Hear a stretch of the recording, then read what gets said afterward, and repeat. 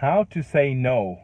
Assalamu alaikum, this is your brother Mohammad Arshad, and in this video I wanted to talk to you about saying no in a professional environment. Okay, so one of my coaching clients sent me a question saying that they always get walked over or treated badly by their clients, right? So my client, they're saying that whenever they're dealing with their people, their clients, they get taken advantage of, they get walked over, they get forced to do things that they don't want to do and that they haven't agreed to do, and these kind of problems. So in this video, I just wanted to give you 3 very simple kind of things to stop that from happening. So the first thing I would say is prevention is better than cure. Prevention is better than cure. What do I mean by that? Is that when you start a new relationship, it's better that at the start of that relationship you define very clearly what are the boundaries for that relationship. The better you define things at the start, the better you set expectations, the better you communicate about how this relationship's going to work, and how things are going to be done and what's included and what's not included. That will make a massive difference to the entire relationship and the way that things progress throughout. So it's very, very normal from a project management background that we would define exactly what the project includes, but also what the project does not include. So after you've dealt with clients over and over again, sometimes later you'll realize that, look, clients always ask me to do this, but that's not included, but they always ask. So from now on, what I'm going to do is whenever a new client joins, I tell them at the start, listen, this is included, this is what I do, but I will not be doing this, or this is chargeable at a different rate, right? So it's really, really important that everything you do, you start at the beginning in the right way. And so you prevent some of the issues coming up rather than dealing with the issues later. Another example of this is Marines. If you look at the way Marines are inducted into the Marines when they first turn up, it's not like a holiday camp where, the Marines kind of come into a hotel, check in and this and that. They all arrive on one bus. As soon as they get into the place where the Marines are, they come off the bus and they stand. There's footsteps painted on the floor. They stand exactly in the right place, and then the drill sergeants come out and they're screaming at them and they're shouting at them, and then they take them inside. They shave their heads off immediately, and then they give them like 30 seconds to make a phone call to tell the people that they love that they're here and they're safe, and that's it. And it's so intensive in the way they start because it sets them up for success in the future. Now, I'm not saying you do that with your clients, don't shave their heads off or anything, but there's a big, big lesson to learn that the way you start the relationship, the way you deal with them at the start, will define the way the relationship is throughout. So the first thing is prevention is better than cure, and prevent the issues from coming up. Now the second one, another medical terminology, is that if you are in that situation that you didn't set great expectations, now it's about making a decision. Either you cut the tumor out or you die from the cancer. Okay, so these are the 2 options now. Either you cut the tumor or you die from the cancer. What do I mean by cut the tumor? Right now, you need to basically do some damage control. So now that you've set expectations, maybe you didn't set expectations and they started taking advantage, and maybe you've even given in, and sometimes you've listened to them and you've done stuff that you shouldn't have done, which was maybe chargeable or it wasn't included, and so it's like, oh my god, I'm in trouble now. So now the fact is that you've got this tumor, and if you don't do something about it, it's just going to get worse and worse.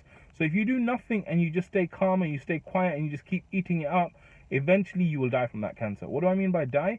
Well, either you'll explode on them and you'll just be like, forget this, I don't want to do this anymore, and you go to really bad extremes, or you'll just get fed up, you'll want to give up, you won't do a good job. Something somewhere will break, right?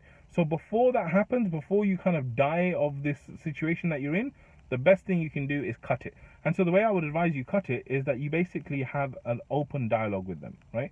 So most people, they go to violence in their communication, or they go to silence in their communication. The optimum thing to do is actually to be in dialogue.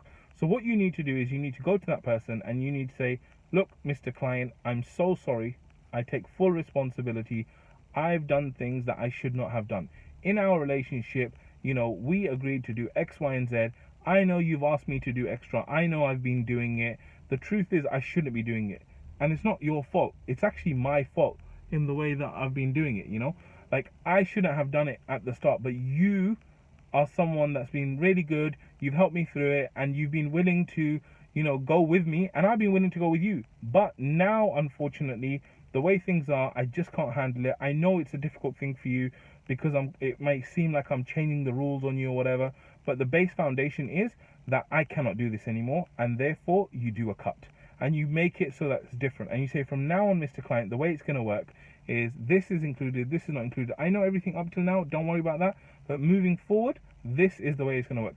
So in a way, what you do with cutting the tumor is that you actually go back and you try and prevent future issues, future diseases, future problems, right? By resetting the expectations. So that's the second thing to do. And then the third thing is really to realize that your life has value, okay? Another medical terminology, but your life has value. The reason I'm saying this is because one of the reasons why we get into this situation where we have too many things that we're doing, we don't say no, we kind of try and please people, is because we kind of value other people too much, or we value ourselves too low, right? Because you start thinking, well, you know what, I should do this, I should do more, I should do more, I should do more.